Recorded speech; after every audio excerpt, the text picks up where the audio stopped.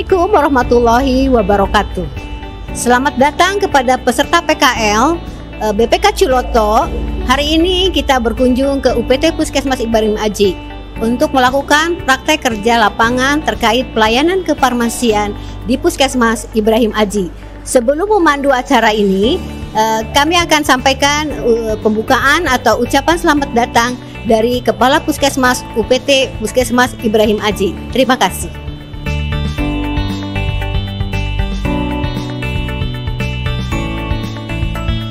Bismillahirrahmanirrahim. Assalamualaikum warahmatullahi wabarakatuh. Selamat pagi, salam sejahtera bagi kita semua.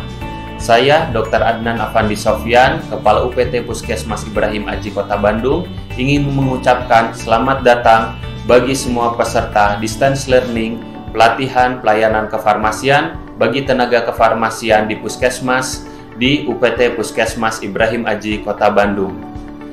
Semoga semua peserta bisa mengikuti latihan distance learning di UPT Puskesmas Ibrahim Aji ini dengan baik, dan semoga UPT Puskesmas Ibrahim Aji bisa memberikan manfaat bagi pelatihan ini. Terima kasih. Assalamualaikum warahmatullahi wabarakatuh.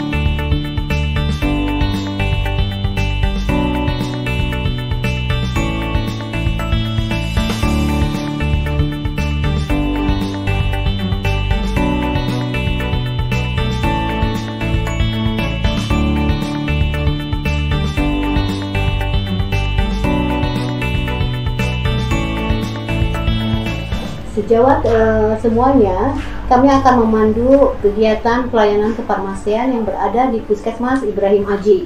Pelayanan kefarmasian bagi apoteker di Puskesmas Ibrahim Aji terdiri dari pengelolaan, sediaan farmasi dan perbekalan farmasi dan pelayanan farmasi klinik. Untuk memulai, kita dengan pengadaan dulu. Pengadaan yang ada di Puskesmas Ibrahim Aji, karena Puskesmas Ibrahim Aji adalah Badan Layanan Umum Daerah, jadi bisa pengadaan sendiri, selain pengadaan yang ada di Dinas Kesehatan Kota Bandung.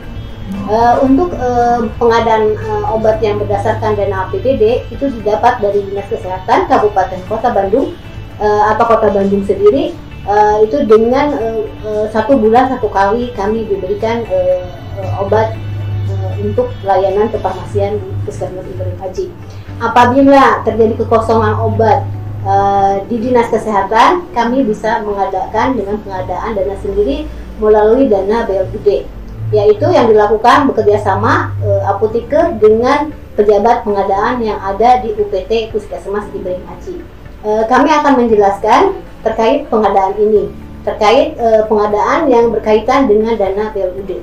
Kalau terjadi kekosongan obat, kami mengajukan pengadaan obat berdasarkan kebutuhan 1 bulan atau bahkan sampai 3 bulan supaya tidak terjadi kekosongan obat yang akan dilakukan oleh pejabat pengadaan melalui e-katalog atau e-puskesmas. Kami akan menjelaskan oleh pejabat pengadaan sendiri. Dipersilakan, kami perkenalkan Ibu Pera adalah pejabat pengadaan yang ada di UPT Puskesmas Ibrahim Aji. Dipersilakan Bu Pera untuk menjelaskan. Baik, kalau sistem pengadaan barang dan jasa di Ibrahim Aji khususnya untuk obat dari dana BLUD ada dari 2 dana. Yang pertama adalah dana dari BLUD dan dana dari BOK. Tapi kalau khusus untuk dana dari BOK hanya untuk BMHP, bukan obat-obatan. Kalau obat-obatan kami khusus di BLUD aja. Untuk pengadaan barang dan jasa kita ada sistem pengadaan langsung dan juga e-katalog.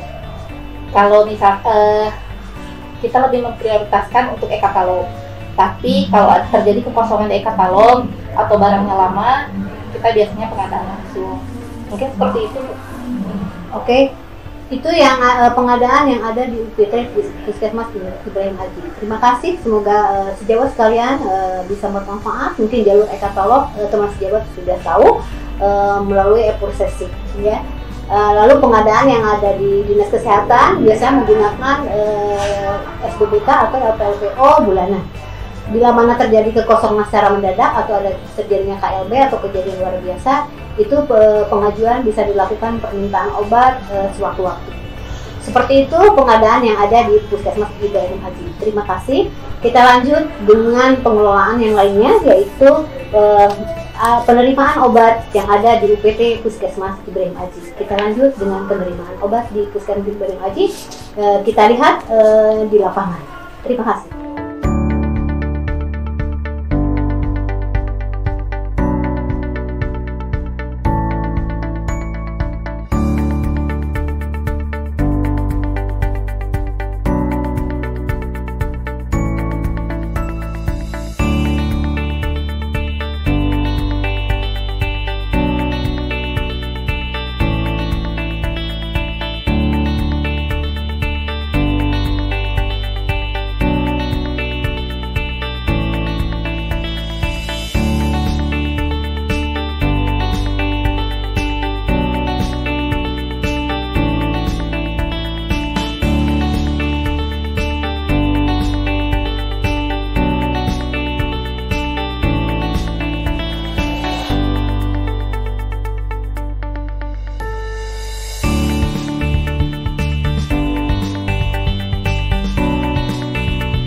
Saya akan menjelaskan tentang penerimaan obat. Penerimaan obat tadi secara visual sudah kita tayangkan bagaimana penerimaan obat yang di luar Dinas Kesehatan Kota Bandung atau dana yang dipakai adalah dana BLUD melalui PBF atau pedagang besar farmasi dikirim ke Puskesmas Ibrahim Aji. Jadi obat yang terjadi kekosongan di dinas kami bisa pengadaan sendiri berupa faktur yang ada seperti ini, contohnya Ensefal. Ini adalah faktur yang menggunakan dana BLUD. Sedangkan SBBK yang diterima dari Dinas Kesehatan Kota Bandung adalah seperti biasa, teman-teman juga sudah tahu, bukti barang keluar atau SBBK ini melalui LPLPO. Setelah itu biasanya kami akan menyimpan obat. Kami simpan obat ini berdasarkan metode FIFO, first in first out. Kenapa FIFO tidak melakukan FIFO? Karena FIFO itu lebih penting dari yang lain. Penyimpanan berdasarkan FIFO ini adalah supaya tidak terjadinya pemberian obat yang kadaluarsa.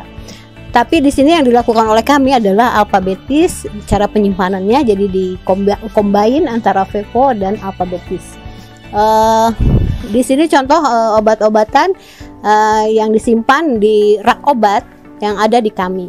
Jadi ini berdasarkan alfabetis dan berdasarkan FIFO. Kami tidak melakukan penyimpanan berdasarkan FIFO karena supaya obat tetap aman diberikan kepada pasien. Itu yang kami lakukan, penyimpanan yang ada di gudang. Lain halnya penyimpanan yang ada di layanan, nanti kita lihat langsung bagaimana penyimpanan obat yang baik dan benar yang ada di UPT Puskesmas Ibrahim Aji dalam layanan sehari-hari. Jadi ada beberapa kriteria karena penyimpanan ini ada beberapa macam, yaitu berdasarkan FIFO, berdasarkan alfabetis, dan berdasarkan farmakologi. Kami kombinasi ketiga ini supaya bisa dilakukan semuanya. Jadi di ruang layanan akan berbeda dengan di gudang. Kalau gudang cukup alfabetis dengan metode FIFO, yaitu first in first out. Jadi expired yang paling dekat kami simpan di paling depan. Sedangkan untuk di layanan kami beda, ada dua kriteria, yaitu berdasarkan FIFO dan berdasarkan farmakologis. Sekarang saya akan menjelaskan tentang cara distribusi obat yang baik dan benar yang ada di UPT Puskesmas Ibrahim Aji, yaitu merupakan kegiatan pengeluaran penyerahan sediaan farmasi dan BMHP secara merata dan teratur untuk memenuhi kebutuhan di subunit satelit farmasi puskesmas dan jaringannya. Jadi tujuannya untuk apa? Adalah untuk memenuhi kebutuhan sediaan farmasi subunit pelayanan kesehatan yang ada di wilayah Puskesmas Ibrahim Aji. Mulai dari distribusi itu adalah ke subunit, yang kedua ke puskesmas jejaring, tapi alhamdulillah sekarang puskesmas jejaring sudah berdiri sendiri, jadi kami tidak punya puskesmas jejaring. Mungkin untuk teman sejawat masih ada puskesmas pembantu. Itu adalah jalur distribusi bagi teman-teman sejawat yang ada di daerah kabupaten kota di tempat teman sejawat sekalian. Lalu puskesmas keliling itu bisa dilakukan 1 bulan sekali. Cuma di saat pandemi ini puskesmas keliling belum kami lakukan. Jadi biasanya kami lakukan 1 bulan 1 atau 2 kali untuk melakukan puskesmas keliling. Setelah pandemi kami belum melakukan puskesmas keliling. Yang keempat adalah posyandu, ya. Posyandu itu ada obat yang dibawa oleh tenaga kesehatan, nanti dilaporkan, dibuatkan berita acara untuk dibawa dan nanti resepnya akan dikirim kepada kami di ruang farmasi.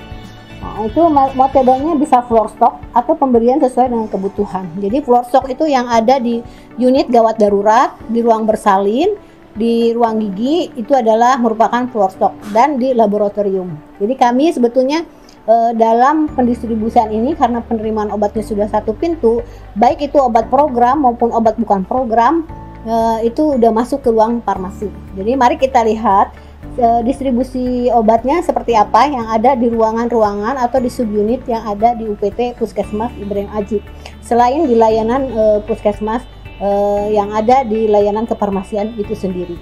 Jadi dari gudang kami akan mengeluarkan barang dengan membuat catatan atau buku catatan pendistribusian obat. Jadi buku pengeluaran obat itu ada bukunya tersendiri. Begitupun juga buku penerimaan. Jadi buku penerimaan kami catat, kalau barang data kami tulis di buku penerimaan barang. Sedangkan pendistribusian juga kami catat, kadang menggunakan format-format yang sudah dibuat oleh kami. Nanti mungkin di belakang bisa dilihat bentuk-bentuk format-format laporan atau yang ada di UPT Puskesmas Ibrahim Aji. Untuk mempersingkat waktu, mari kita lihat ke masing-masing ruangan bagaimana cara distribusi obat yang ada di UPT Puskesmas Ibrahim Aji ini. Terima kasih. Kita ikutin teman sejawat, kita keliling untuk melihat ke ruang-ruangan di mana saja yang ada sediaan obat atau BMHP yang ada di UPT Puskesmas Ibrahim Aji ini. Mari kita lihat. Oke, sejawat. Ini barang yang didistribusikan atau obat BMHP yang didistribusikan ke ruang UGD, unit gawat darurat. Ini obat-obat di sini kita lakukan floor stock, tapi ini penanggung jawabnya siapa? Adalah langsung farmasi sendiri. Jadi setiap hari tenaga farmasi atau asisten apoteker penanggung jawab ruangan saya bagi. Di sini adalah penanggung jawab ruangan UGD. Jadi ruang UGD obat-obatannya kalau terjadi kekosongan bisa diisi di floor stock ini langsung oleh tenaga kefarmasian yang ditunjuk oleh saya di sini agar memantau selalu kalau terjadi kekosongan obat. Jadi floor stock ini dilakukan biasanya dicek seminggu sekali. Jadi tiap hari Sabtu biasanya mereka melakukan cek apakah obat yang kosong itu kita isi. Jadi di sini tetap digunakannya metodenya yang tadi Vivo maupun alfabetis maupun high alert atau double check tadi. Jadi kita beli penandaan perhatian ya. Jadi obat atau BMHP harus segera ditulis pada lembar resep. Jadi jangan sampai lupa tenaga kesehatan lain untuk selalu meresepkan obat-obatan termasuk BMHP yang digunakan saat layanan di unit gawat darurat agar kita terpantau dan terkendali tentang penyimpanan obat ini. Jadi itu yang ada di UGD. Oke sejawat, ini adalah ruang UGD dengan tim medis yang ada di UPT Puskesmas Ibrahim Aji. Kami bekerja sama dengan tim medis, apoteker dengan dokter adalah merupakan tim yang tidak bisa terpisahkan di saat pandemi ini. Jadi kami adalah tim yang solid di sini, yaitu ada tim medis dan para medis, yaitu adalah para perawat dan juga dokter. Di sini kebetulan ini berempat ini adalah dokter-dokter yang ada di kami. Jadi kami layanan di sini adalah satu pintu, satu tim ya. Dokter dengan apoteker itu adalah satu tim yang tidak bisa terpisahkan. Ini contoh teman sejawat bagi sejawat yang ada di seluruh Indonesia, bagaimana layanan kami bisa terlaksana dengan baik kalau kita harus bekerja sama dengan tenaga kesehatan lain. Terima kasih dokter. Bagaimana menurut dokter? Saya akan wawancara dokter nih karena terkait dengan praktek lapangan. Silakan dok, bagaimana pengadaan obat di sini atau pengadaan obat di era pandemi ini yang begitu sulit kita mendapatkan bahan-bahan medis habis pakai ya dok ya? Oke. Jadi untuk bahan medis BMHP dan obat kita lakukan perencanaan. Jadi kita lihat kebutuhan apa yang kita perlukan, kemudian kita koordinasi dengan apoteker. Jadi nanti untuk masalah perencanaan pengadaannya kolaborasi antara dokter dan apoteker. Terima kasih sejawat, mudah-mudahan ini bisa terlaksana di kabupaten di seluruh yang ada di Indonesia, termasuk teman-teman sendiri yang ada di pedalaman ya, yang begitu sulitnya mendapatkan BMHP ini. Terima kasih, mudah-mudahan kita diselamatkan oleh semuanya, tim kesehatan kami, dan kami sangat memberikan contoh bagi teman sejawat bagaimana menjadi tim yang solid dalam layanan kesehatan yang ada di Indonesia ini. Ini salah satu ruangan laboratorium kami yang ada di UPT Puskesmas Ibrahim Aji. Ini juga distribusinya atau pendistribusian dari ruang farmasi ke laboratorium. Karena kita sudah satu pintu, jadi laboratorium juga permintaan untuk BMHP-nya ada dimasukkan ke ruang farmasi. Jadi kami mendistribusikan BMHP yang dibutuhkan oleh laboratorium. Termasuk sekarang yang lagi ngetren adalah rapid test untuk COVID-19 maupun untuk swab, itu adalah satu pintu masuk kepada kami. Salah satunya adalah contoh untuk rapid test yang untuk COVID-19 ini. Jadi masuk di ruang laboratorium. Semua kebutuhan laboratorium itu didistribusikan oleh kami di ruang farmasi. Termasuk bahan-bahan lab yang ada seperti di ruangan ini berdasarkan penyimpanan sesuai dengan itu tadi udah. Nah, ini juga penyimpanan yang ada di laboratorium untuk BMHP laboratorium. Ya. Oke. Kita lanjut ke ruang bersalin ya, pendistribusiannya. Jadi tadi unit gawat darurat, sekarang laboratorium, dan selanjutnya ke ruang bersalin. Mari kita lanjut teman-teman sejawat. Ini nih yang ini ya. Ini adalah ruang untuk kebutuhan APD di saat COVID sekarang. Jadi BMHP untuk APD bagi tenaga kesehatan disimpan di ruang ini setelah dilakukan sterilisasi di ruang atas. Nanti kita lihat ruang sterilisasinya. Ini pendistribusiannya melalui ruang farmasi juga, distribusikan ke ruang untuk layanan APD ini. Ini ruangan APD untuk mengambil APD. Semua tenaga kesehatan ada di sini sudah terpaketkan. Jadi ada level 2 yang biasa kami gunakan. Jadi level APD 2, nanti level APD 3 ada di ruang ini. Jadi untuk penggunaan khusus biasanya kalau melakukan swab kami menggunakan level 3. Tapi untuk layanan cukup menggunakan APD level 2. Ini juga kami yang mendistribusikan semua, baik itu bantuan hibah atau apa yang dibelanjakan oleh kami sendiri. Tapi kebanyakan sekarang kami mendapatkan APD ini hibah, ya. Hibah dari dinas kesehatan juga, hibah dari masyarakat juga, atau dari yayasan-yayasan tertentu. Jadi banyak hibah yang diberikan kepada kami juga, alhamdulillah. Ini mungkin di saat pandemi ini ada tambahan bagi tenaga apoteker nih, pekerjaan baru ya. Karena ini BMHP adalah bagian dari layanan kefarmasian untuk pendistribusiannya secara baik dan benar. Kenapa kami gunakan berdasarkan level-level ini? Untuk memudahkan dalam pengambilan saat kita melakukan pekerjaan sehari-hari. Karena sekarang sudah wajib menggunakan APD gitu. Jadi kita menggunakan level-level tadi, ya. Jadi ini distribusinya setelah masuk ke ruangan ini itu setelah disterilisasi baru kita digunakan oleh tenaga kesehatan semuanya.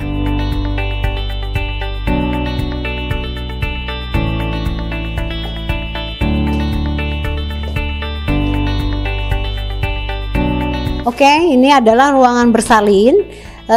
Distribusi obat ke ruang bersalin atau maupun BMHP. Ini yang sering dipakai adalah BMHP sesuai dengan yang dibutuhkan oleh ruang bersalin. Kebetulan kepala ruang bersalinnya adalah Ibu Bidan Nong, ada di sebelah kami. Bisa dijelaskan bagaimana Bu Nong distribusi terkait BMHP dan obat-obatan yang ada di ruang bersalin ini? Silakan Bu. Terima kasih Bu Iis. Saya akan menjelaskan bahwa karena kita adalah ruang bersalin yang buka 24 jam, jadi kebutuhan obat-obatan kita ajukan ke farmasi. Memang ada secara triwulan ya, ada per semester dan ada yang tahunan. Tetapi secara harian kita meminta kepada farmasi, dan ini alokasinya ada yang berasal dari BLUD, kemudian ada juga yang berasal dari dana APBD melalui Dinas Kesehatan. Mungkin itu saja, dan kita pun mengevaluasi input outputnya, pengeluaran dan keluarnya sesuai dengan jumlah pasien yang ada. Mungkin itu ya Bu Is.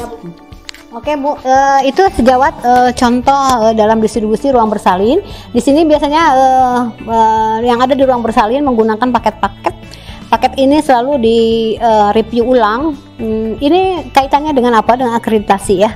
Jadi akreditasi itu wajib ada daftar obat termasuk emergensi. Karena ruang bersalin ini dimasukkan ke dalam kategori emergensi. Jadi obat-obat emergensi ini tidak boleh kosong.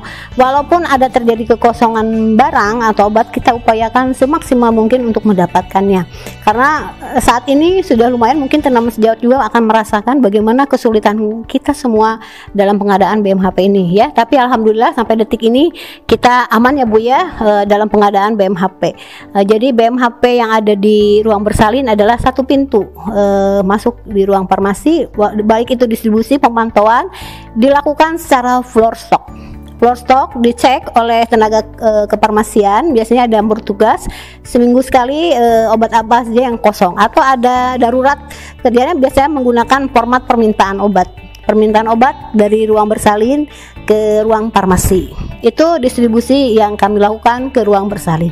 Terima kasih sejawat. Kita lanjut ke distribusi tempat lainnya, yaitu di ruang gigi. Ya, gigi juga satu pintu masuk ke layanan kefarmasian.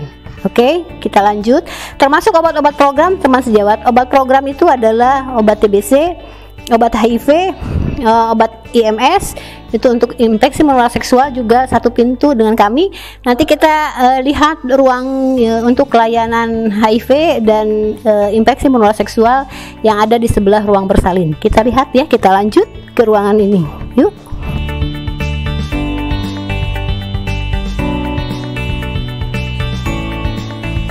Sejawat ini adalah ruangan somea. Kaitannya apa dengan farmasi? Ada layanannya untuk HIV dan infeksi menular seksual.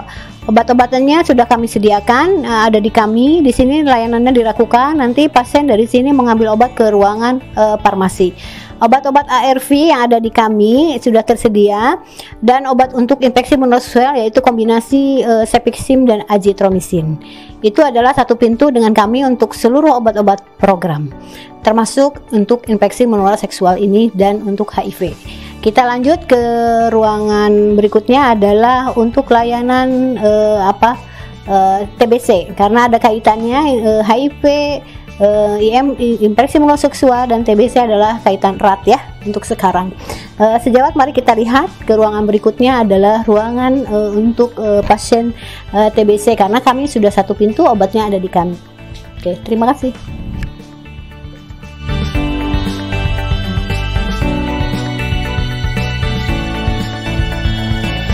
Ini adalah ruangan polidot untuk TBC. Obat TBC juga sudah satu pintu masuk kepada kami.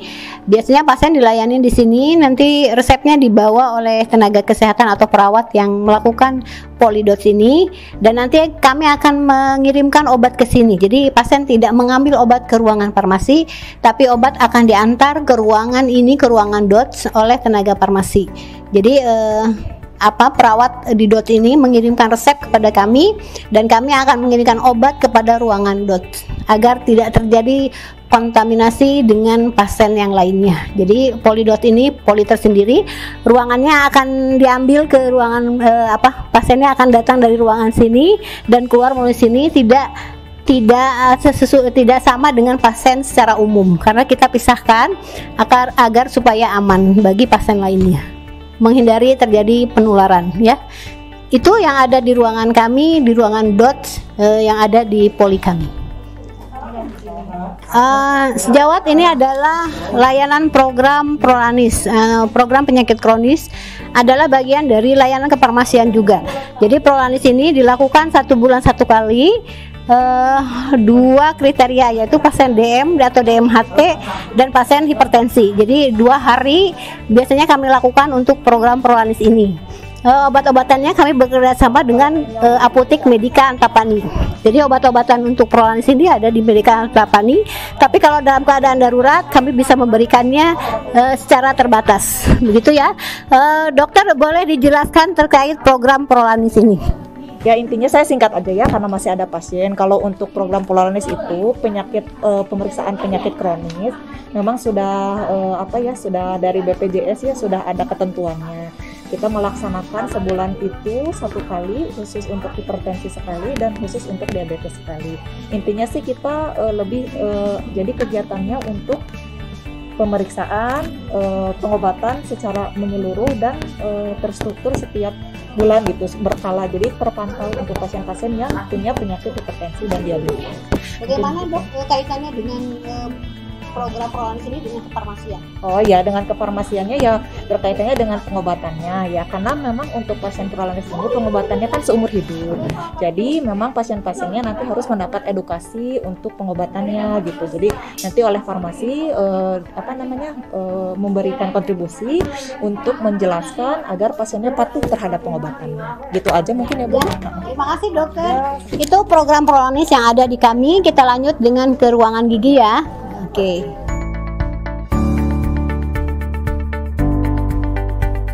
Ini adalah sejawat ruangan gigi yang terkait dengan layanan kefarmasian terkait obat-obat gigi. Karena kami sudah melakukan 1 pintu, obat gigi diajukan melalui farmasi juga. Jadi mari kita lihat bagaimana obat-obatan yang ada di ruangan gigi. Obat BMHP yang dibutuhkan oleh gigi akan dipenuhi oleh kami di sini dengan pengajuan dari ruangan gigi. Jadi ini obat-obatan yang terkait layanan di bagian gigi. Mungkin untuk mau diperjelasnya agar supaya jelas bagaimana cara pendistribusian obat di ruangan gigi. Mari kita tanyakan kepada Dokter Gigi B. Dokter Gigi B, silahkan Dok, bagaimana pengadaan di kita atau terkait tentang obat-obatan dan BMHP gigi ini? Kalau misalnya sebenarnya kan kalau di sini kan untuk pengadaan BMHP lebih cenderung kita punya yang fast moving yang udah disediakan di dekat tempat kerja, sama kita juga simpen depo di sini. Nah, untuk pengajuan untuk setiap minggu sekali fast moving itu biasanya di refill sama petugas gigi sendiri dengan ambil dari depo. Sedangkan kalau deponya sendiri nanti kita biasanya pengajuan setiap 1 bulan sekali ke pihak farmasi.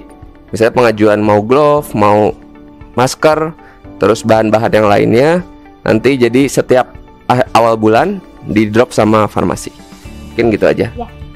Makasih dok. Itulah alur distribusi tentang obat dan BMHP yang ada di UPT Puskesmas Ibrahim Aji terkait dengan layanan gigi. Sejawat kita lanjut dengan layanan farmasi klinisnya. Karena layanan untuk manajemen kefarmasian kita sudah selesai dari pendistribusian, nanti kita lihat pengendalian dan evaluasinya seperti apa. Mungkin salah satunya adalah di program sekarang untuk apa yang terkait dengan akreditasi. Biasanya ada obat-obat emergensi. Obat emergensi itu di masing-masing ruangan kita menyediakan, contohnya ini di gigi. Daftar obat emergensi ini harus kita recheck ulang bagaimana kesediaan penyediaannya. Bisa terjadi kadaluarsa atau tidak, kita cepat tarik karena untuk mengamankan dari obat-obatan emergensi yang tidak boleh tidak ada di layanan di seluruh ruangan. Nah, ini juga recheck diulang secara berkala dan nanti kita akan ganti kalau ada terjadi kadaluarsa, ganti dengan barang baru kalau kita masih ada. Ya, itu salah satu program di era akreditasi yang kaitannya dengan cara penyematan obat yang baik, itu terkait dengan pendistribusiannya juga. Begitu teman-teman sejawat, mari kita lanjutkan dengan layanan klinisnya. Tadi manajemen kefarmasiannya sudah kita lakukan dari mulai pengadaan sampai pendistribusian, dan nanti lihat pengendalian dengan menggunakan kartu-kartu stok yang ada di masing-masing ruangan. Jadi kami harus selalu ada kartu stok di tiap masing-masing ruangan untuk memudahkan pengecekan pada kami agar itu diisi oleh masing-masing ruangan dalam kartu stok. Oke sejawat, sekarang terkait pelaporan yang ada di UPT Puskesmas Ibrahim Aji. Yang sejawat tahu tentang LPLPO, mungkin sejawat sudah mengerjakan semua dan sudah tahu persis tentang LPLPO itu seperti apa. LPLPO dibuat oleh kami adalah 1 bulan 1 kali. Di sini ada lembar permintaan dan lembar pemakaian obat.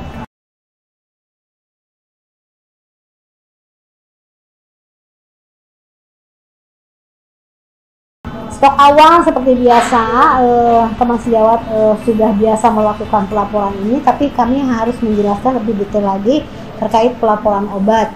Jadi pelaporan obat itu sebelum melakukan laporan obat kita harus melakukan stock of name. Stock of name ini biasanya dilakukan 1 bulan sekali. Jadi ada format stock of name. Nanti akan ditayangkan contoh stock of name yang ada di kami. Jadi stok of name ini dilakukan tiap akhir bulan sekali untuk melihat stok akhir dari obat secara real. Jadi di situ akan terlihat berapa jumlah stok akhir dari obat. Jadi jangan sampai tidak melakukan stok of name karena itu menjadi sangat penting dalam pengadaan obat. Jadi stok of name itu harus dilakukan setiap akhir bulan. Setelah melakukan stok of name, baru kita membuat laporan LPLPO dari mulai stok awal. Stok awal itu berarti stok akhir bulan lalu masuk ke stok awal bulan ini, sehingga dimasukkanlah menjadi stok awal. Setelah itu penerimaannya berapa jumlahnya yang diberikan, yaitu dengan mendapatkan format SBBK dari Dinas Kesehatan. Di situ ada penerimaan obat, ada berita acara penerimaan obat, itu harus diarsipkan oleh teman sejawat. Yang kedua, setelah penerimaan persediaannya berapa, yaitu stok awal ditambah penerimaan jadi persediaan obat yang ada di kita. Setelah itu pemakaian dalam 1 bulan itu biasanya direkap dari lembar harian ya. Lembar harian itu adalah buku laporan harian yang dicatat oleh kami. Itu setiap hari kami mencatat seperti ini, lalu kami rekap lembar pemakaian harian ini. Jadi ini buku hariannya setiap hari kami catat ya. Ini terakhir tanggal 4 bulan 8 2020. Ini contoh untuk pemakaian harian dari obat. Nanti akan kami rekap di sini. jumlah total dalam 1 bulan. Berapa sih obat yang digunakan dalam 1 bulan akan direkap di format rekap. Nanti kita tayangkan juga rekapan contoh harian pemakaian harian obat gitu ya. Ini rekapan contoh harian obat. Di sini kalau kita rekap berapa jumlahnya sih pemakaiannya dalam 1 bulan. Setiap hari dari mulai tanggal 1 sampai tanggal 30 ya. Nah, setelah itu RPPO akan terlihat berapa jumlah pemakaian dan sisa stok upmem akan kita tulis. Sedangkan permintaan itu adalah pemakaian kali 2 dikurangi sisa akhir, itu adalah stok dengan buffer gitu ya. Jadi pemakaian kali 2 dikurangi sisa stok. Ya, itu ya yang biasa dilakukan. Berikutnya adalah buku persediaan obat. Untuk tahun anggaran biasanya ini dilakukan tahun 2 kali, jadi 6 bulan sekali, atau baiknya sih dilakukan setiap bulan. Jadi stok persediaan obat ini dengan nilai nominal rupiahnya ada di sini. Ini dilaporkan untuk bulanan dan kebagian keuangan juga. Jadi terkait dengan pelaporan stok persediaan obat di stok akhir ini dikalikan rupiahnya. Formatnya persis seperti RPPO, cuma stok persediaan obat ini menggunakan ada harganya begitu ya. Berikutnya adalah secara rutin adalah laporan PIO konseling. Jadi PIO konseling kami rekap seperti ini. Berapa yang melakukan pemberian informasi obat dan beberapa yang melakukan konseling. Dan berapa pasien karena kami di sini rawat inap, berapa jumlah pasien rawat inap yang setiap harinya yang datang kepada kami mendapatkan obat, dan pasien rawat jalan ya. Ini dilaporkan setiap bulan secara rutin. Berikutnya adalah laporan tentang ketersediaan obat dan vaksin. Yang terbaru itu adalah 51 ya. Yang terbaru ada 40 item obat. Ini teman-teman sejawat juga tahu, forum pemantauan indikator ketersediaan obat dan vaksin setiap bulannya kami lakukan di tiap akhir bulan kami melaporkan. Berikutnya adalah ada lagi laporan tentang catatan pasien. Jadi catatan pasien yang dilayani di ruang farmasi. Setiap masing-masing ruangan kami akan tulis seperti ini. Contohnya di UGD ada berapa, lalu ruang bersalin ya, semua ruang TB, ruang somea. Nah, kami kota jumlah ini yang datang ke layanan kefarmasian. Dicatat berapa jumlah pasien dalam 1 bulan, gitu ya. Lalu nanti dibikin grafiknya secara otomatis. Itu catatan layanan pasien. Ini terkait dengan akreditasi juga. Lalu penggunaan obat rasional, mungkin sejawat tahu, pelaporan penggunaan obat rasional biasanya 3 kriteria. Sekarang peraturan yang baru hanya 2 kriteria: pasien infeksi saluran pernapasan atas, ISPA non spesifik, dan diare akut ISPA non pneumonia dan diare akut non spesifik. Jadi hanya 2 yang sekarang kita laporkan. Kalau dulu kan 3 dengan mialgia, sekarang dilaporkan hanya 2. POR itu ada indikator POR-nya. Mungkin nanti kemarin di pelatihan teman-teman sejawat sudah mendapatkan teori tentang penggunaan obat rasional. Ini pelaporan POR-nya yang dibuat. Nanti contohnya teman-teman sejawat sudah tahu ya.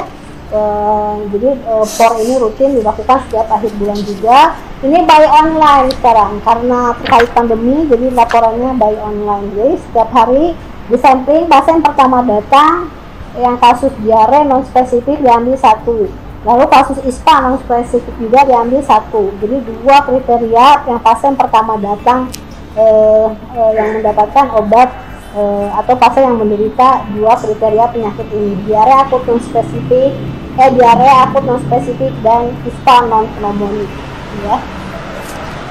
Oke. Mungkin pelaporan yang lainnya terkait tadi rincian pengajuan pengadaan obat gitu ya.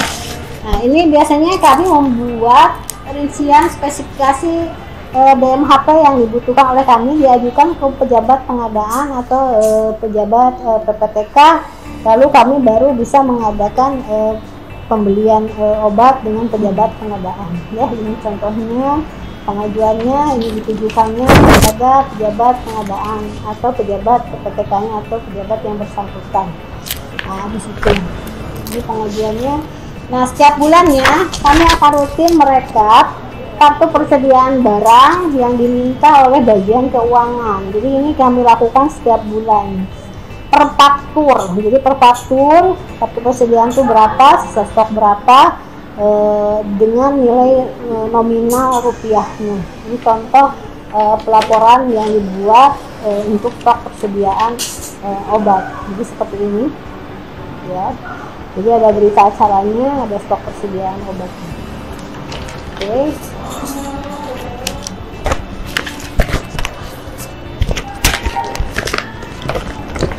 Berikutnya adalah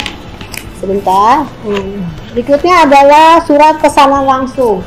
Surat pesanan langsung yang dibuat oleh kami ini ke PBF, ya. Contohnya ini surat pesanan langsungnya. Jadi teman sejawat bisa lihat surat pesanan langsung ditandatangani oleh apoteker penanggung jawab dengan mencantumkan surat izin praktek apoteker atau SIPA dan diketahui oleh pejabat pengadaan obat ataupun DMHP serta alat kesehatan. Ini nama PBF-nya, ini jumlah obatnya yang dibutuhkan dan ditandatangani oleh apoteker penanggung jawab dan pejabat pengadaan mengetahuinya. Jadi ada surat pesanan itu dua kriteria. Satu surat pesanan langsung untuk PBF, satu lagi surat pesanan langsung untuk bagian keuangan, ya. Di situ karena dua aturan yang harus digunakan. Oke. Berikutnya untuk LPPO obat hibah. LPPO obat hibah ini dilaporkan seperti LPPO obat. Jadi untuk obat hibah ataupun DMHP hibah kami melaporkan setiap bulan juga sama seperti LPPO. Jadi hibah dari mana dicantumkan namanya yang pemberi hibah kami laporkan. Dan dibuat berita acara penerimaan barang hibah. Ini salah satu format untuk stock of name bulanan. Ya, ini boleh dilihat sejawat ini format stock of name agar setiap bulan tercatat dengan baik. Di masing-masing ruangan kami stok of name ulang. Jadi walaupun di floor stok di akhir bulan akan dihitung lagi, gitu ya. Di tiap ruang-ruang UGD bersalin itu floor stok masuk di sini. Jadi ada bagian masing-masing. Lalu untuk obat-obatan alat kontrasepsi, kami juga membuat berita acara untuk alat kontrasepsi. Ini dibuat berita acara, pelaporannya juga sama dengan nilai nominal. Walaupun alat kontrasepsi ini udah satu pintu masuk di ruang farmasi. Jadi kami melaporkan setiap bulan sisa stok awal penerimaan dan sisa stok akhir dengan nilai nominalnya. Diketahui oleh pemegang program dan penanggung jawab farmasi. Itu. Mungkin itu yang ada pelaporan di kami. Mungkin lebih rinci dan lengkapnya nanti akan kami berikan file-filenya di belakang ya, teman sejawat. Itu laporan-laporan yang ada di kami. Yang kedua, yang selanjutnya dan yang terakhir adalah buku catatan. Jadi buku catatan penerimaan barang itu buku catatannya seperti ini. Jadi ada penerimaan barang di dalamnya.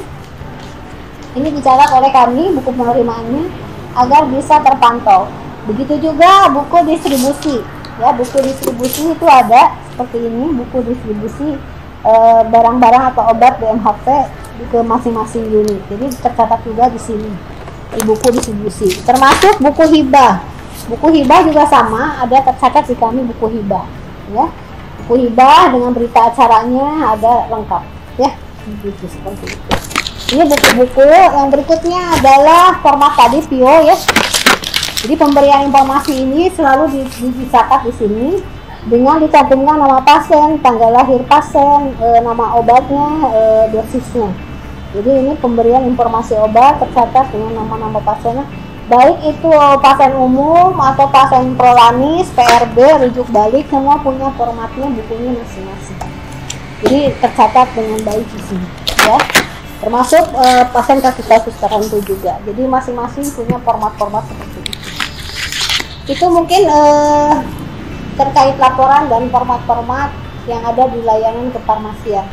Yang selanjutnya ada format HIV, mungkin secara umum ada laporannya nanti mungkin kita bisa kirim karena tidak semua puskesmas ada membuat laporan HIV, tapi perlu tahu juga yang membuat laporan HIV ada formatnya cuma langsung ya dikirim ke pemegang program atau dikirim ke satelit.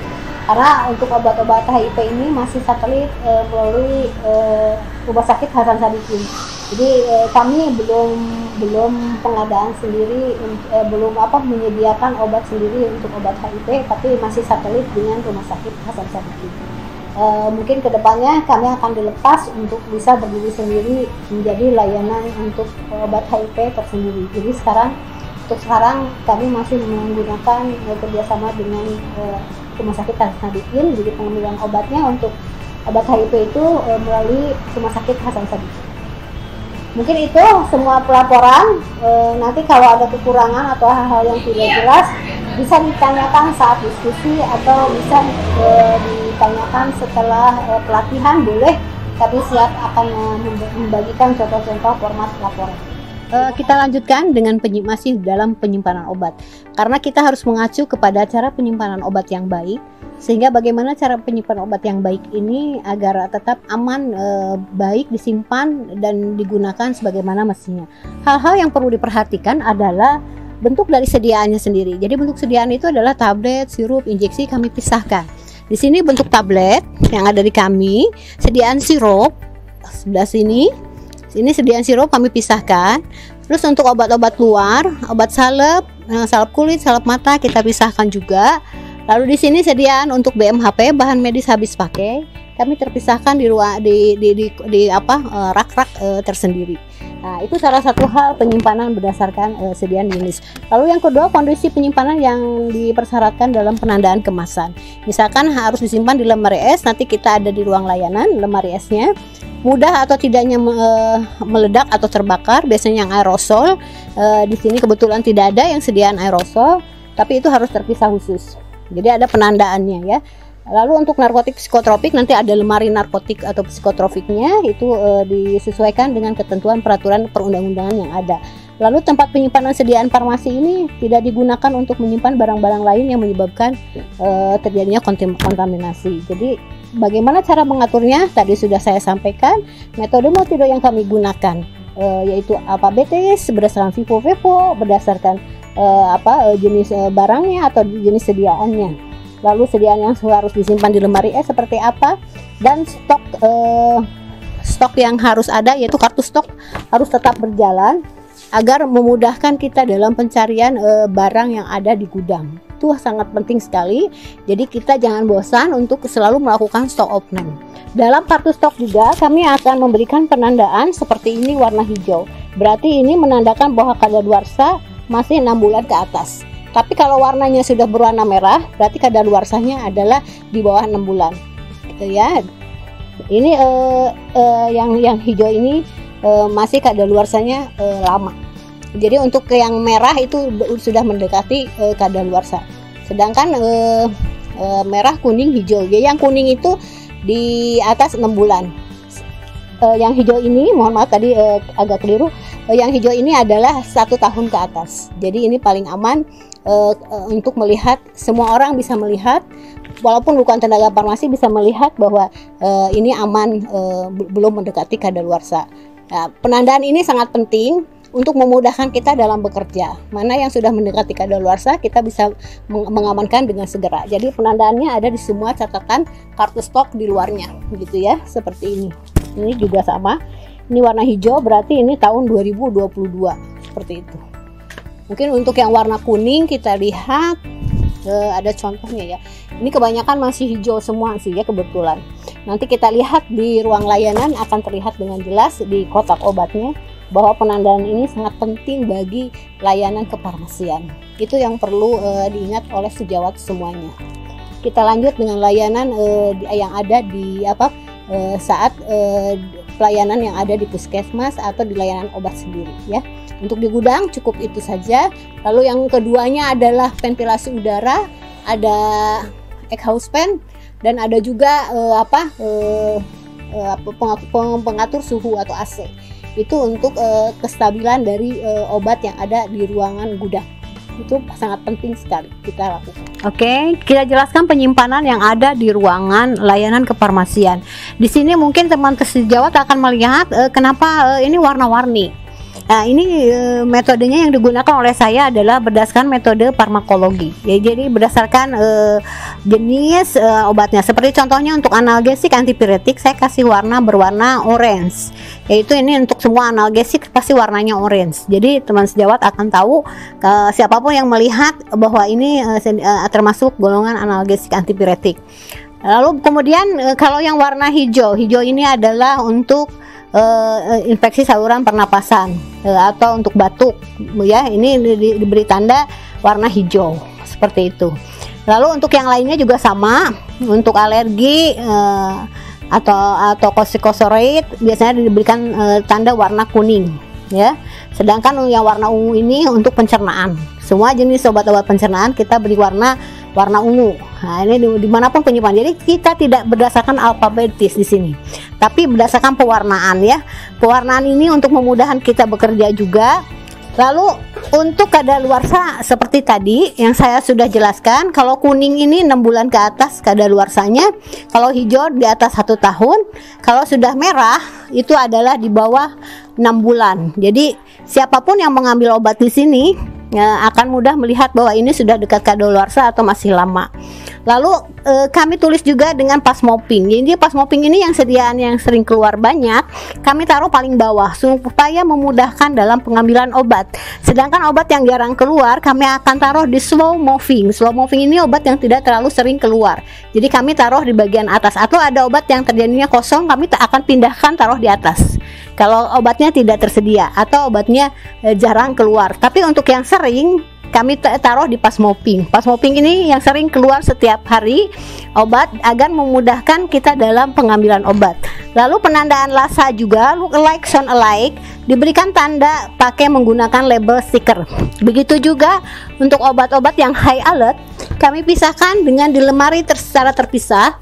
Ini obat-obat yang high alert seperti metformin atau obat-obat jantung. Biasanya kami pisahkan di sini dengan diberikan tanda double check. Ya, high alert double check. Ini juga untuk memberikan keamanan saat mengambil obat agar tidak salah, sehingga obat-obat yang high alert kami pisahkan di lemari terpisah. Begitu juga untuk sediaan yang sangat harus penyimpanannya khusus, yaitu di lemari es. Seperti ini nih obat-obat sediaan yang harus disimpan di lemari es, kami taruh di lemari es seperti itu. Lalu ada obat-obat psikotropik. Psikotropik itu adalah lemari khusus yang ada di gudang di bagian paling dalam. Inilah lemari psikotropik.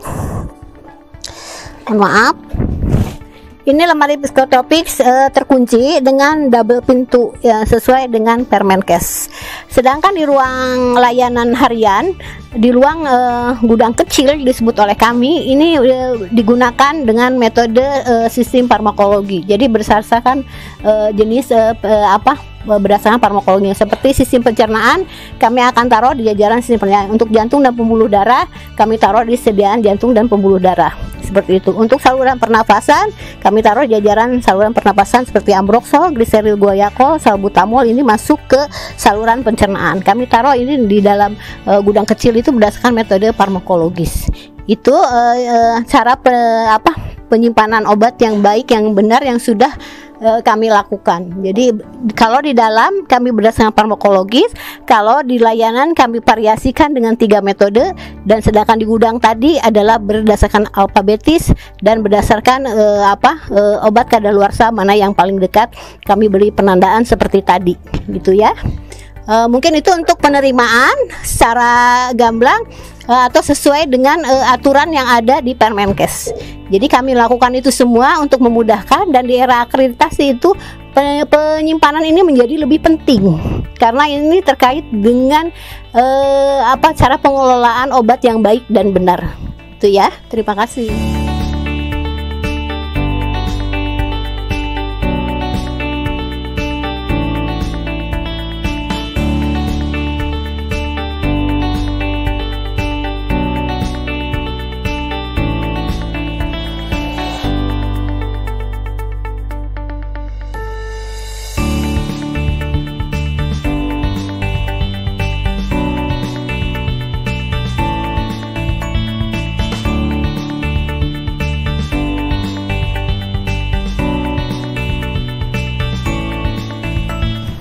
obatnya cuma satu macam ya. Iya.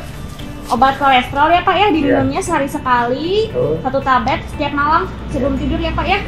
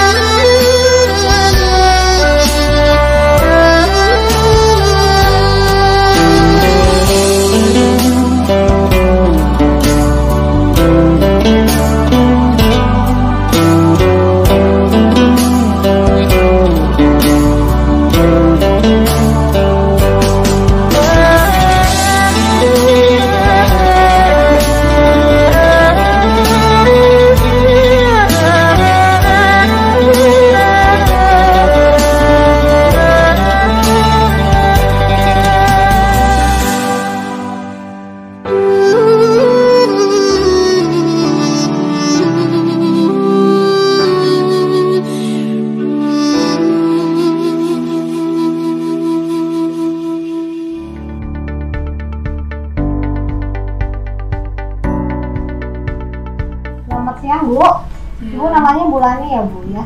Oke Bu, ini Ibu mendapatkan 3 resep ya Bu ya. Obatnya ada obat untuk darah tinggi Bu, untuk gula. Ibu ada gulanya ya? Tadi gulanya berapa kira-kira? 212 ya Bu ya, hasil laboratoriumnya. Tensinya 160/90 ya Bu ya. Iya Bu. Oke. Ada gatal juga ya Bu ya di bagian kaki ya. Oke. Alergi juga ya Bu ya. Jadi ini obatnya ada 3 macam Bu. Yang satu untuk darah tinggi namanya amlodipine yang 5 ml ya. Lalu ada metformin untuk gulanya ya, dikasih yang 500 ml. Ini dosisnya diminumnya sehari 3 kali 1 ya, di tengah-tengah makan. Jadi Ibu makan obatnya 2 suapan makan, Ibu makan obat metformin ya. Ibu kan pertama kali datang sini ya. Oke, lalu yang amlodipine-nya Ibu diminumnya cukup malam hari saja Bu.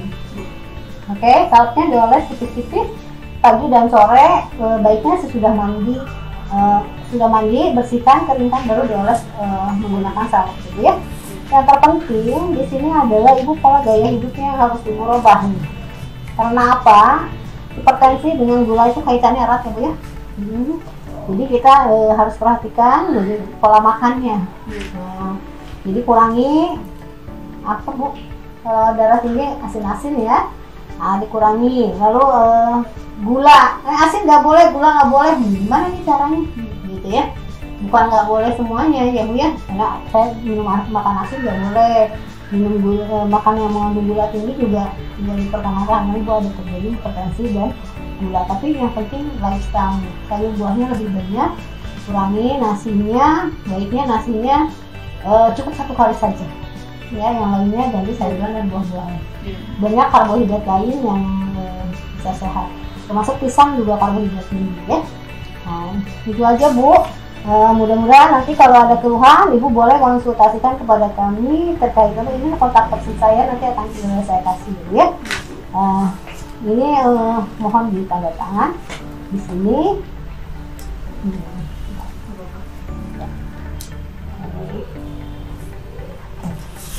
Terima kasih, semoga lekas sembuh ya Bu ya, dan tetap jaga kesehatan di seperti sekarang ini, jangan banyak buah, istirahat cukup di rumah, jangan terlalu banyak keluar rumah ya. Terima kasih, semoga sembuh Bu ya. Sekarang kaitannya dengan pemahaman tentang konseling ya. Tadi sedikit contoh saat melakukan konseling. Jadi kita menggunakan format konseling yang ada di UPT Puskesmas Ibrahim Aji. Tapi ada 2 kriteria konseling yang harus kita lakukan. Konseling sesuai dengan kriteria teori adalah 3 preemption. 3 preemption itu adalah sudah biasa kita lakukan. Tapi untuk hal-hal tertentu konseling ini tidak bisa dilakukan menggunakan 3 preemption. Karena apa? Terkait privacy. Contohnya untuk pasien HIV itu tidak mungkin dilakukan dengan 3 preemption. Jadi konseling yang seperti biasa tadi umum kepada pasien yang komplikasi seperti tadi hipertensi dan DM, itu konselingnya dilakukan secara rutin dan biasa. Tapi untuk konseling pasien HIV itu perlu privacy yang khas. Biasanya mereka tidak akan terbuka kalau kita tidak bisa melakukan konseling dengan benar. Bagaimana cara konseling yang baik? Salah satunya adalah pendekatan kepada pasien seolah-olah kita merasakan apa yang dia rasakan sakitnya. Itu konseling menjadi lebih sangat penting sekali. Karena apa? Mereka itu butuh perhatian, butuh support. Karena pasien yang pertama kali datang terpapar contohnya HIV itu merasakan dirinya shock ya. Mungkin itu konselingnya tidak bisa digunakan 3 preemption. Tapi bagaimana caranya supaya dia mau terbuka dan mau bercerita tentang penyakitnya ini, dan kepatuhan minum obat yang dilakukan karena minum obatnya itu adalah seumur hidup. Jadi tidak boleh sehari pun tidak minum obat. Nah itu perlu pemahaman yang luar biasa kepada pasien, dan perlu kesabaran. Seorang apoteker di situ punya peran yang sangat penting bagaimana pasien supaya patuh. Salah satunya adalah menjelaskan tentang cara kerja dari obatnya secara singkat dan mudah dipahami oleh masyarakat awam. Bagaimana kalau mereka tidak patuh minum obat sehingga si virusnya karena obatnya itu tidak membunuh virusnya, tapi hanya menekan si virusnya saja, sehingga ini perlu diperhatikan saat melakukan konseling. Jadi teman sejawat tolong diperhatikan untuk yang punya layanan HIV/AIDS gitu ya. Jadi kita harus merasakan apa yang dia rasakan, bagaimana dia merasakan perlu minum obat seumur hidup. Aduh, bagaimana nih Bu, minum obatnya harus seumur hidup, bagaimana supaya tidak malas. Selalu kita support. Setiap kali kita datang itu harus selalu mau diberikan konseling. Karena apa? Sejauh mana dia meminum obatnya secara benar dengan tepat waktu. Kita selalu mengingatkan, bila perlu kita berhubungannya dengan WhatsApp bisa kita lakukan dengan mereka kalau pertama kali terjadi keluhan di saat-saat awal.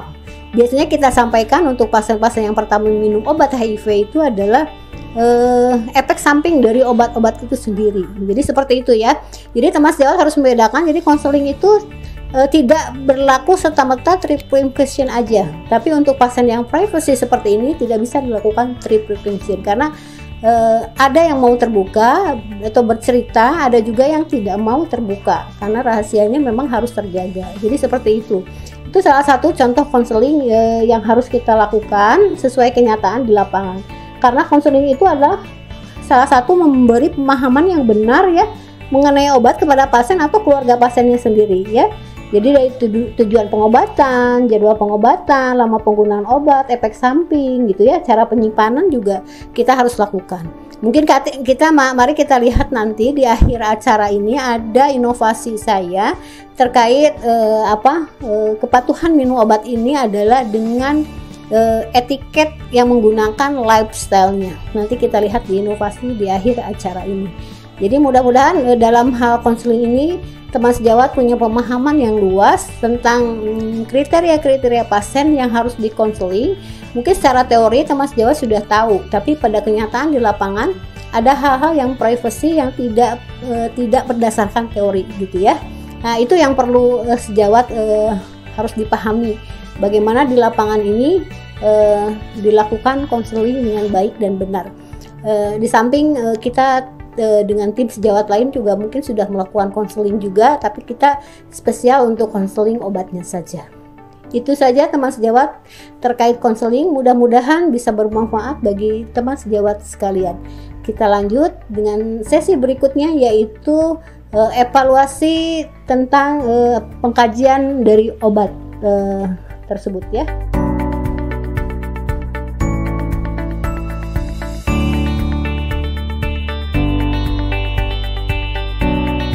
Sekarang terkait dengan pengkajian dan pelayanan resep. Jadi pengkajian pelayanan resep ini, kegiatan pengkajian resep dimulai dari persyaratan administrasi meliputi nama ya, nama, umur, jenis kelamin, dan berat badan bila diperlukan, nama dan paraf dokter mungkin di sini, tanggal resep yang harus tercantum di sini, lalu ruangan unit mana. Biasanya ada unit UGD atau unit bersalin. Ini sini ada tulisan unit umum. Ini unit umum, berarti umum dari pasien umum ya. Jadi persyaratan farmasetik yaitu meliputi bentuk kekuatan sediaan, apakah amoksisilin yang dibutuhkan, karena dokter biasanya jarang menuliskan sediaan kekuatannya. Biasanya kita secara otomatis kalau pasiennya dewasa atau kita tanyakan lagi kepada dokter yang dibutuhkan berapa miligram. Ya, ini adalah terkait dengan pengkajian resep. Biasanya 500 miligram misalkan amoksisilinnya. Begitu juga sama penamat, harusnya ini kekuatannya tercantum di sini. Lalu dosis dan jumlahnya kita jelaskan. Lalu incompatibilitas atau ketidakcampuran obat kalau ada terjadi seperti itu. Berikutnya adalah persyaratan klinisnya yaitu kecepatan indikasi atau duplikasi atau pengobatan atau ada alergi. Biasanya efek samping alergi ditanya kepada pasien. Biasanya indikasi obat kita kalau sudah benar kita berikan checklist di belakang resep. Jadi resepnya dicap seperti ini sejawat. Nah, kita checklist. Di situ ada tercantum mengenai indikasi obat. Itu yang sudah diinformasikan kepada pasien. Lalu yang kedua, waktu pemakaian obat ya. Waktu pemakaian obat. Berikutnya adalah rute cara pakai obat ya. Jadi 3 hal ini yang bisa kami lakukan agar terindikasi. Biasanya nanti diparaf oleh teman sejawat tenaga teknis kefarmasian yang melakukan pengkajian resep ini. Di sini ada tanda tangannya, nanti siapa namanya. Misalkan di sini namanya Sarah gitu ya. Nah, di sini asisten saya itu terdiri dari 3 orang. Biasanya ditulis siapa yang mengkaji resep, siapa yang membuat etiket, dan siapa yang menyerahkan. Nanti biasanya diupayakan di orang yang berbeda. Jadi saat mengkaji resep lalu membuat etiket itu orang satu. Jadi saat menyerahkan orangnya harus berbeda agar saling terjadi ada double check untuk mengecek pembelian obat ini secara benar kepada pasien. Jadi harus di orang yang berbeda. Jadi 2 orang yang berbeda saat mengkaji dan mengemas, begitu menyerahkan orangnya berbeda pula agar tidak terjadi kesalahan dalam pemberian obat. Itu salah satu tujuan dari pengkajian obat ini. Jadi tujuannya kan pasien mendapat obat yang benar ya, dan pasien memahami tujuan pengobatan setelah kita dalam layanan pemberian informasi obat tadi. Itu tujuannya dalam pengkajian dan pelayanan resep yang ada di Puskesmas Ibrahim Aji. Terima kasih sejawat. Kita lanjut dengan berikutnya adalah kalau bila diperlukan adalah ada monitoring efek samping obat gitu ya. Biasanya monitoring efek samping obat ini kalau ada terjadi pasien alergi, itu biasanya sering terjadi pada pasien pertama kali mendapatkan obat-obat TBC. Nah itu biasanya pertama kali dia punya keluhan, kemudian tidak boleh diberhentikan secara mendadak, tapi harus dilanjutkan dengan diberikan obat dengan keluhan penyertanya ya. Di sini evaluasi penggunaan obat mulai dari pencatatan, pengumpulan data, lalu monitoring dan pemantauan obat-obatan. Nah, pelaporan obat-obatan yang ada di kami adalah LPLPO. Secara umum teman sejawat juga sudah biasa membuat laporan LPLPO ya, laporan penerimaan dan laporan pemakaian obat-obatan yang ada di puskesmas. Tapi LPLPO kami ada beberapa bagian, yaitu LPLPO yang menggunakan dana APBD yang dari Dinas Kesehatan Kabupaten Kota, lalu ada LPLPO hibah, lalu ada LPLPO BLUD. Jadi 3 LPLPO yang harus dibuat oleh kami agar bisa terpantau secara keseluruhan obat-obat yang ada di kami, dan masing-masing unit itu berdasarkan dana yang digunakan. Jadi APBD menggunakan APBD, LPLPO-nya terpisah. BLUD terpisah, lalu untuk hibah terpisah. Karena hibah sekarang kan cukup banyak ya di saat pandemi, terutama BMHP yang kami terima bantuan-bantuan itu adalah digunakan LPLPO hibah. Jadi nanti teman sejawat bisa lihat contoh LPLPO-nya ketiga tersebut, nanti kita share kepada teman-teman semua terkait semua laporan-laporan yang ada di kami, termasuk mulai ketersediaan obat dan vaksin. Mungkin teman sejawat sama, LPLPO mungkin sama, perbedaannya ada ketersediaan obat dan ada permintaan obat atau di masing-masing subunit. Mungkin yang membedakan itu, mungkin yang lainnya mah sama ya, pelaporan ditambah dengan laporan HIV. Mungkin yang punya program HIV itu ada laporannya tersendiri. Itu saja mungkin yang bisa saya sampaikan. Mudah-mudahan praktek kerja lapangan ini bermanfaat juga bagi teman sejawat semua.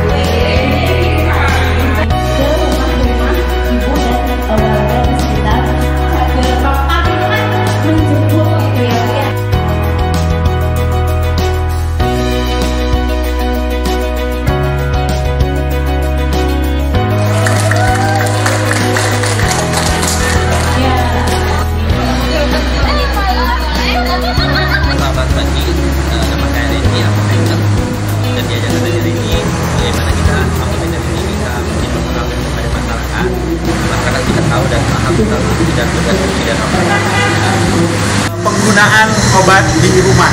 Dari sana awal cikal bakal branding apoteker, bahwa apoteker akan dikenal.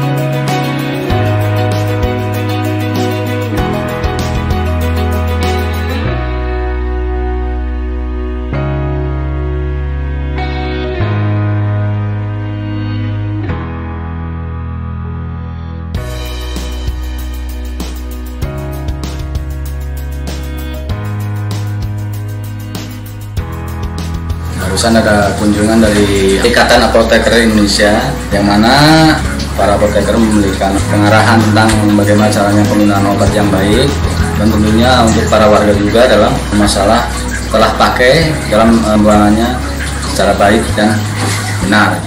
Apoteker Bager, mantap. Alhamdulillah hari ini kita sudah melaksanakan kegiatan apoteker Mapa Lebur ya. Maksudnya Mapa Lebur di sini apoteker Bager. So, kita laksanakan semua percontohan di apoteker yang berada di Bandung dulu. Di sini dengan adanya apoteker Mapa Gembur diharapkan semoga kedepannya apoteker bisa lebih berkontribusi di masyarakat karena banyak sekali penggunaan obat di masyarakat yang perlu edukasi. Pesan-pesannya di sini mudah-mudahan apoteker Indonesia bisa terus berkontribusi di masyarakat dan bisa terus memajukan masyarakatnya lebih sehat lagi. Untuk kedepannya acara ini terus berjalan dengan lancar dan berkesinambungan istilahnya ya. Apoteker dapat kembali hadir dan lebih bermanfaat untuk masyarakat Indonesia dan khususnya masyarakat Jawa Barat. Berani membenahi dari hati untuk apoteker yang lebih berprestasi. Mari kita berjuang bersama untuk maju membangun bangsa ini agar masyarakat tidak salah menggunakan obat. Dan tetap semangat untuk apoteker dimanapun berada. Jangan pernah berhenti untuk mencerdaskan bangsa, menyehatkan bangsa. Terima kasih. Wassalamualaikum warahmatullahi wabarakatuh. Apoteker Indonesia, semangat, maju terus. Apoteker Bager, sukses terus. Apoteker Bager, coba dengan Bapak Bager.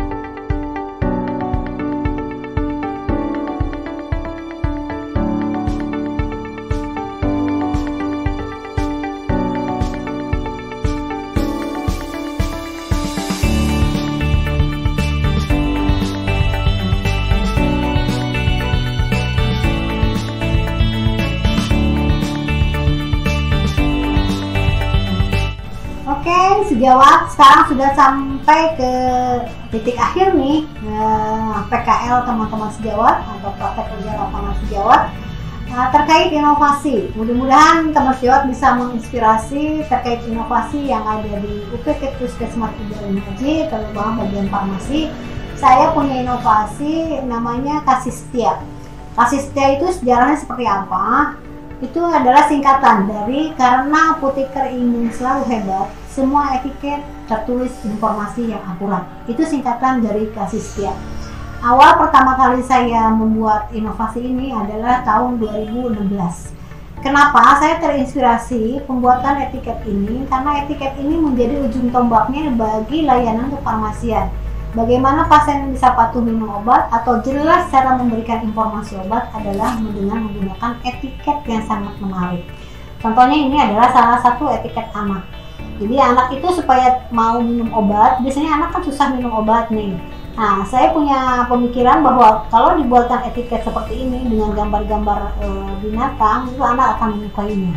ya. Begitu juga orang tua, bagaimana penjelasan kepada orang tua si anak agar mereka bagaimana cara penanganan demam di rumah, atau cara penanganan batuk pilek di rumah, atau cara penanganan diare di rumah. Ini salah satu contoh adalah inovasi agar si orang tua juga paham bagaimana penanganan demam di rumah. Jadi di sini ada lifestyle-nya, jadi ada cara penanganannya. Jadi cara penanganan demam di rumah harus apa yang harus orang tua lakukan. Ini salah satu contohnya, ya. Berikutnya adalah cara penanganan batuk pilek di rumah, gitu ya. Jadi di sini di samping ditulis etiketnya, dosisnya berapa banyak, kapan minumnya, kita beri penjelasan. Dengan memotivasi ini, di era pandemi sekarang ini betul-betul sangat bermanfaat.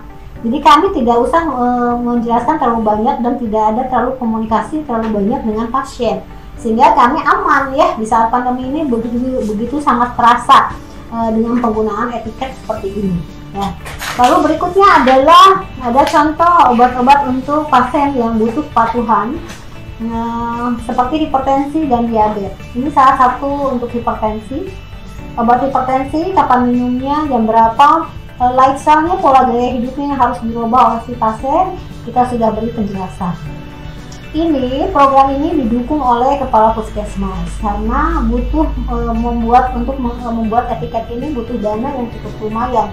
Alhamdulillah kami difasilitasi seperti ini sehingga kami bisa terlaksana. Jadi ini dengan mudahnya kalau kehabisan juga bisa di print out gitu ya. Salah satunya. Yang kedua adalah untuk pasien diabetes. Diabetes juga sama, bagaimana cara minum obatnya, kapan minumnya, obatnya apa, lalu pola gaya hidupnya yang harus kita rubah. Karena kalau kita hanya menjelaskan terkait obatnya saja dengan tidak merubah pola gaya hidup, itu kayaknya pengobatan akan percuma hasilnya, jadi tidak akan maksimal gitu ya. Berikutnya adalah pemberitahuan efek samping obat. Efek samping obat ini di era akreditasi, efek samping obat ini sangat penting, harus diberikan penjelasan kepada pasien. Ya, efek samping ini harus dijelaskan. Jadi sehingga kalau membuat etiket seperti ini kita tidak usah capek-capek lagi menjelaskan, cukup diberikan ibu baca terkait efek samping obat. Kalau ada kejadian efek samping obat, bagaimana cara penanganannya, gitu. Begitu juga cara menyimpan obat di rumah. Lalu untuk etiket-etiket yang terkait dengan obat-obat luar, ini obat luar. Tapi mohon maaf, ini warnanya harusnya berwarna biru. Jadi yang ada warna biru itu ada di kami, mesti dilihat ada di ruangan kami. Ini untuk etiket-etiket salep, biasanya nanti warna biru. Kami akan tayangkan nanti di video saja, ya. Nanti penjelasannya ada. Tapi ini saya akan jelaskan bagaimana etiket penggunaan salep dengan pola gaya hidupnya. Contohnya pasien yang diberikan obat permethrin, yaitu yang skabies, itu kan lifestyle-nya yang harus kita rubah. Lalu yang pasien cacar, campak juga begitu ya. Yang kemudian yang lebih penting lagi terkait antibiotik. Kepatuhan minum antibiotik itu perlu penanganan khusus, pemberian informasi yang jelas. Sehingga kami buat etiketnya dengan menggunakan jam. Jadi kapan dia mendapatkan obat, hari ini jam berapa mendapatkan obat, dan mulai kapan dia minum obat, di sini tercantum dengan jamnya. Jam berapa dia mulai minum obat, berapa kali sehari minum obat, dan berapa saja. Ini sudah jelas ditulis di sini. Ya. Lalu cara menyimpan obat di rumah. Cara menyimpan obat di rumah ini perlu juga diberikan penjelasan kepada masyarakat awam. Karena cara menyimpan obat ini banyak yang terjadi salah minum obat. Contohnya sering kami datang ke lapangan untuk home care. Ini kesalahan dalam menyimpan obat ini cukup tinggi. Jadi kebanyakan pasien untuk yang diberikan obat sirup biasanya suka disimpan di kulkas. Padahal obat tersebut tidak boleh disimpan di kulkas. Itu yang bisa menyebabkan bahaya dalam penyimpanan obat. Jadi masyarakat awam ini perlu diajarkan sehingga kami akan memberikan informasi ini di setiap kali pasien mendapatkan pasien baru yang mendapatkan obat. Biasanya cara menyimpan obat kami sampaikan ini, dan kita anjurkan suruh simpan ditempel di ruangan tempat penyimpanan obat agar mereka ingat gitu ya. Jadi di kotak obatnya saya suruh taruh ini cara menyimpan obat di rumah yang baik dan benar.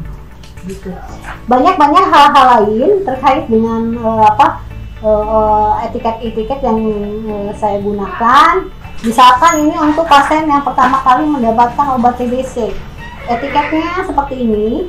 Pasien untuk mendapatkan obat TBC itu bagaimana pola gaya hidupnya yang benar. Misalkan menggunakan masker yang baik, seperti apalagi di era pandemi ini, mungkin ke depannya kami untuk pasien-pasien yang diduga atau suspek corona bisa aja ya kita lakukan seperti pasien TBC ya. Ini sangat penting sekali karena sekarang di era pandemi ini penjelasan ini perlu. Jadi pasien cukup baca di rumah, ini sudah jelas ya, kita jelaskan. Itu salah satu inovasi yang saya buat. Yang kedua adalah inovasi pot RT, penggunaan obat tradisional di rumah tangga. Mungkin kami juga akan tayangkan nanti videonya di belakang ya, sejawat. Itu penggunaan obat tradisional di rumah tangga. Kami punya binaan wilayah di satu wilayah. Mungkin nanti sejawat akan lihat tayangan videonya.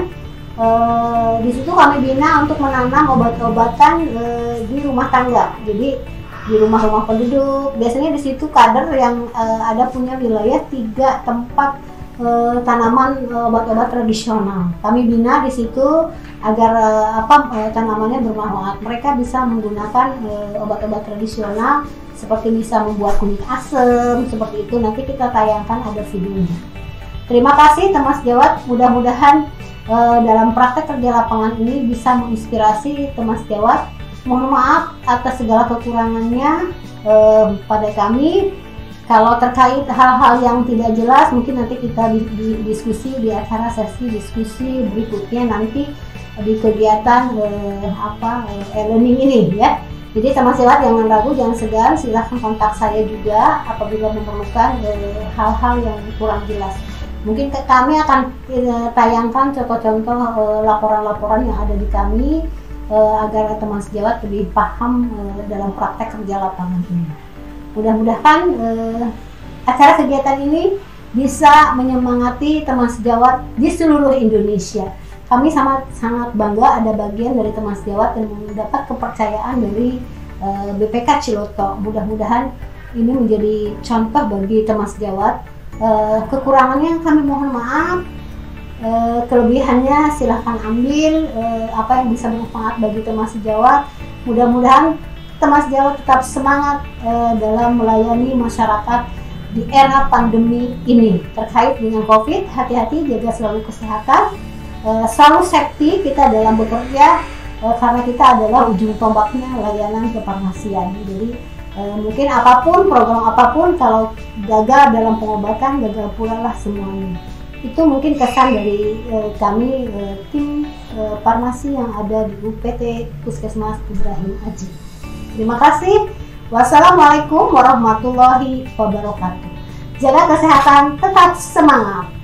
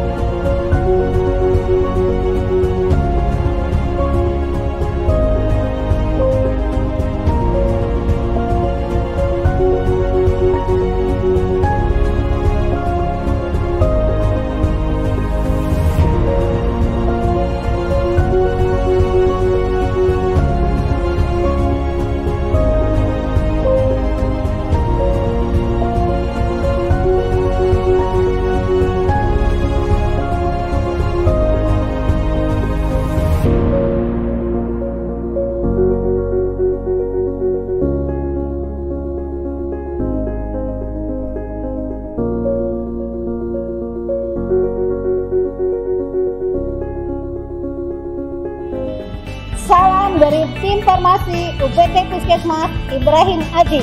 Mari semangat menyehatkan bangsa ini.